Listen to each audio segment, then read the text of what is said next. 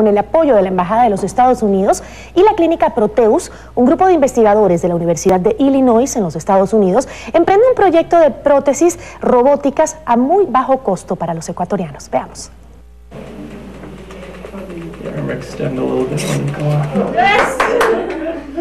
Parecería una acción sencilla, pero para Juan es todo un reto, pues hace 33 años, cuando era subteniente del ejército ecuatoriano, perdió su mano izquierda en los enfrentamientos con el Perú.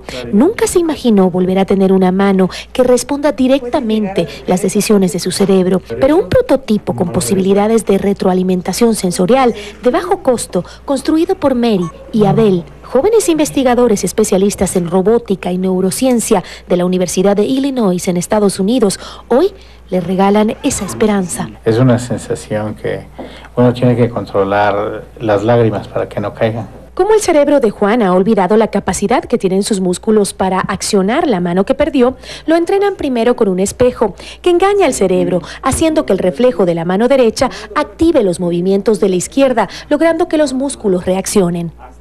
Y él observa la imagen espejo, su cerebro automáticamente está como vuelve a despertar. Retiran el espejo y con todos los sensores colocados en su brazo se empiezan a enviar señales de patrones de movimiento a la computadora.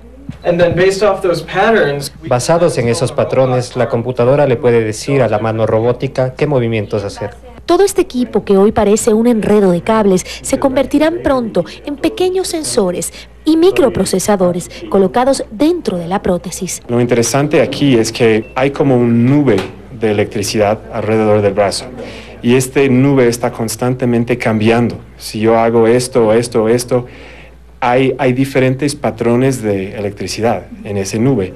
Entonces, con suficientes electrodos y con un software y una programación muy complicado que ellos han desarrollado, puede interpretar y ver diferencias en esta nube. Es una conexión casi inmediata del cerebro con la prótesis. Gracias a la Embajada de los Estados Unidos, la Fundación ROMP y la clínica Proteus, este prototipo se probará con pacientes ecuatorianos y se espera que en los próximos años pueda estar en el mercado a costos impresionantemente bajos. Eso es lo increíble de la fabricación en 3D, porque solo las piezas de la mano costaron menos de $10 para imprimir.